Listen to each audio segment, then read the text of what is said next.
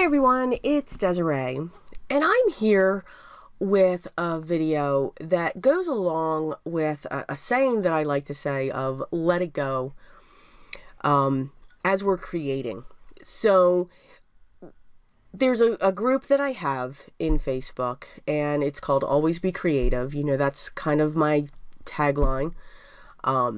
And then every other Wednesday, I do this series of Let It Go. We've got so much wonderful inspiration on YouTube, and we have what I watch them all the time, you know, the greats.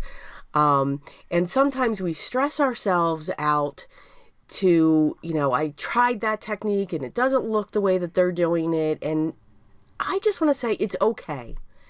You know, as long as we're creating every day, and we're enjoying what we're doing, then nothing else matters. And in a previous video, and I'll link to it up to here, is I created this journal. My medium are colored pencils. I love colored pencils. So I just stamped some images, and every once in a while, it's almost like I created my own coloring book.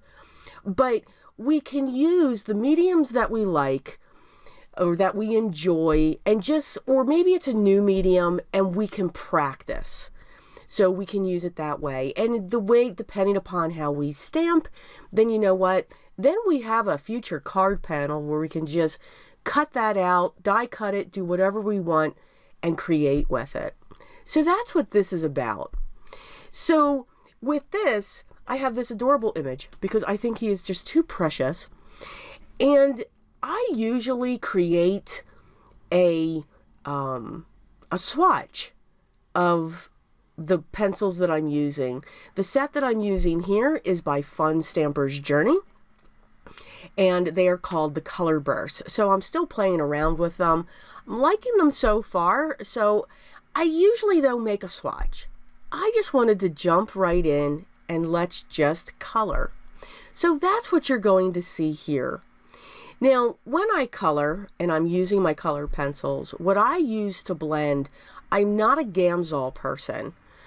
If I do use a liquid medium to blend my colored pencils, I will use a baby oil, or baby oil, not a baby oil, but baby oil, and a blending stump. But I very rarely will use that. I enjoy using the Prismacolor colorless blender pencil. I find that gives me great results. Or I will use my white pencil from the set. I think that gives great results as well. So I'm just really having some fun putting my color down. You know, I tend to think that I color with colored pencils as if we do our alcohol markers, you know, and only some of us. You know, one of the techniques is you saturate the paper with your light color, and then you come in with your darker shades, and then you reverse it. So I kind of do that. I kind of lay down my lightest color first all over. Then I'll go in with my medium shade, bring that out. Then I'll go in with my darker shade. Then if I have to bring that back out again, I'll use my medium shade again, going over my dark. So I use the pencils to blend as I'm coloring. If I want to have more of a highlight, I'll make sure that area stays or left alone, and then that's when I'll really pull in that white pencil to create my highlights. I'll also use my darker shades. So sometimes if I'm using greens or reds, I'll use a dark indigo blue or a deep purple to add my shading when it comes to adding that depth to the image. Now you can see here I've really sped this up because this piece took me about, I'm going to say, 25 to 30 minutes to color. So I am shortening it absolutely just a little bit. But you can see I'm not even being very specific when I'm laying my color down because that blender pencil is going to move it. I'm also looking for my little dragon here, who is just absolutely precious. Come on, he's cute. to have some texture. So I'm okay if it doesn't completely blend. Because again, you know, your dragons, they don't necessarily have smooth skin there. You know, you got some scales going on there. And that's the effect that I'm going with. So really for this, no color swatch. Not even a real preparing, you know, didn't even pull out my colors first. I just want to have fun. I just want to enjoy just coloring, just sitting down. And I find this to be relaxing. So when it comes to the let it go concept is we all create. We all create when it comes to our paper crafting or whatever craft we're doing. We're creating something. And the beauty of what I love about that is it's yours. It's unique. And it's a piece of art. Okay, so it's not going to hang up in a gallery. Mine's not either. People aren't going to pay thousands of dollars, but there's some artists out there that have that wonderful capability, and I think that's great. But I'm here to say, don't stress. Enjoy it. If you're going to stress over this, if you have this same stamped image, and I believe this is by Whimsy Stamps, and if you're using the same colors that I'm using, and if yours does not look exactly like mine, you're right. It's not going to. It's not me. If I did this image again, it's not going to look exactly the same. It's going to be different because I'm going to change something. I'm going to make something a little different, or I might use a different color. Use the inspiration that's across YouTube of all of these wonderful creators that are out there, those that we follow, that we learn so much from. Use the inspiration and take that to say, you know what, I'm going to try this. I'm going to keep trying this. Or maybe it's something that you know you enjoy.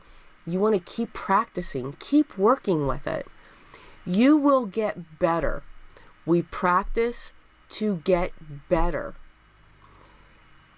And notice what I said with that, to get better, because it doesn't matter how long we create. We will always learn something new, and we will always get better at what we do. I don't like to think, and it's me, I don't like to think that we'll master something.